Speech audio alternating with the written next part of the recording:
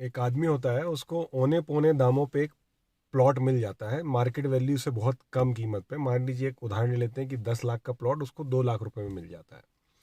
तो जैसे ही वो प्लॉट खरीदता है तो उसके आजू बाजू वाले लोग आते हैं, अरे वाह यार, तुम्हें तो बहुत सस्ता प्लॉट मिल गया, तुम तो बहुत राजा आदमी हो, किस्मत के धनी हो। लोगों को 10-10 लाख में वो प्लॉट नहीं मिल रहे हैं, तुमको 2 लाख रुपए में प्लॉट मिल गया। तो उसने कहा यार छोड़ो ना, था, मिल गया, ले लिया, हो गया।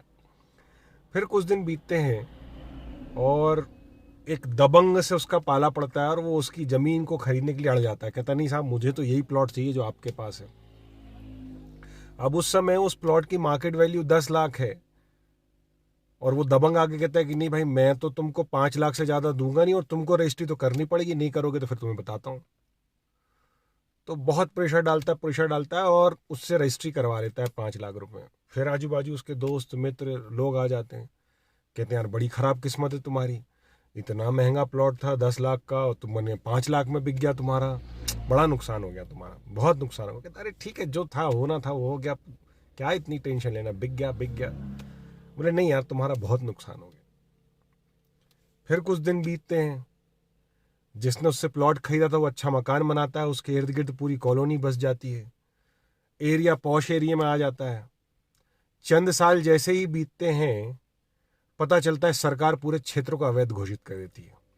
कहती है इसकी इलीगल रजिस्ट्री हुई है और यहाँ जितने मकान बने हैं वो सब तोड़ दिए जाएंगे और इसके बदले में किसी को कोई मुआवजा भी नहीं मिलेगा, क्योंकि सबका निर्माण अवैध है, सबकी जमीनें अवैध है। फिर उसके आजू बाजू के लोग आ जाते हैं, बोले यार बड़े किस्मत वाले हो तुम, अच्छा हुआ वो तो 5 लाख में बिक गया, अभी तो 5 रुपए भी नहीं मिलते। तुमने जो प्लॉट खरीदा था 2 लाख का, उसको 5 में तुमने बेच दिया, भला हो तुमने उसमें मकान नहीं बनाया, तुम्हारे हाथ में ही रहा, नहीं तो तुम्हारा बहुत नुकसान हो जाता, बहुत किस्मत वाले हो। तो कहता अरे ठीक है, जो होना था हो गया, उसमें क्या इतना दिमाग लगाना है, जब जैसा लिखा था वैसा हो गया, क्या टेंशन है। तो बात सिर्फ इतनी सी है कि लोगों की जो राय है या लोगों की जो ओपिनियन है वो आपके बारे में, आपके भविष्य के बारे में, आपके भूतकाल के बारे में, परिस्थितियों के हिसाब से बदलती रहेगी। आपकी परिस्थितियां बुरा होगी तो हो सकता है आपको कड़वा और कड़वा सुनने को मिले। आपके हर अच्छे बुरे काम करने के पीछे आपको हमेशा आलोचना का ही शिकार होना पड़े। जब आपकी परिस्थिति अच्छी होगी, आप फायदे में होंगे, तो लोग आके आपकी तारीफ भी करेंगे। तो आपको लोगों की राय या अवधारणा के हिसाब से फर्क नहीं पड़ना चाहिए। ये आपकी परिस्थिति के हिसाब से हमेशा अपनी राय और धारणा बदलते रहेंगे। आज आपका अच्छा वक्त चल रहा है तो तारीफों के पुल बांधेंगे, आज आपका वक्त खराब चल रहा है तो आपको 10 बातें सुनाएंगे, कुछ खरी खोटी भी होंगी, आलोचना पे आलोचना होगी। तो इनसे घबराइए मत। आदमी की जो शख्सियत है, अगर वो लोगों की विचारधारा के अनुरूप बदले, तो आपको ये ध्यान रखना चाहिए कि लोगों की विचारधारा आपके प्रति कभी भी स्थायी नहीं है, यह आपकी परिस्थिति के लिए है।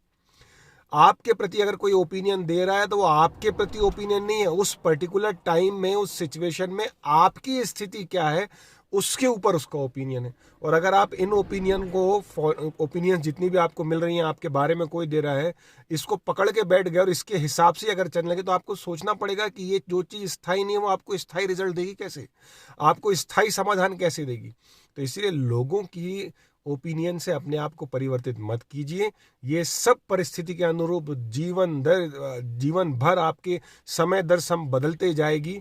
आप कितना ही चढ़ाव या उतार देखें, उसमें आपको घबराने की ज़रूरत नहीं है। किसी की कटु वाणी से या किसी के बहुत तीखा बोलने से भी आपको इतना ज़्यादा चिंतित होने की आवश्यकता नहीं है।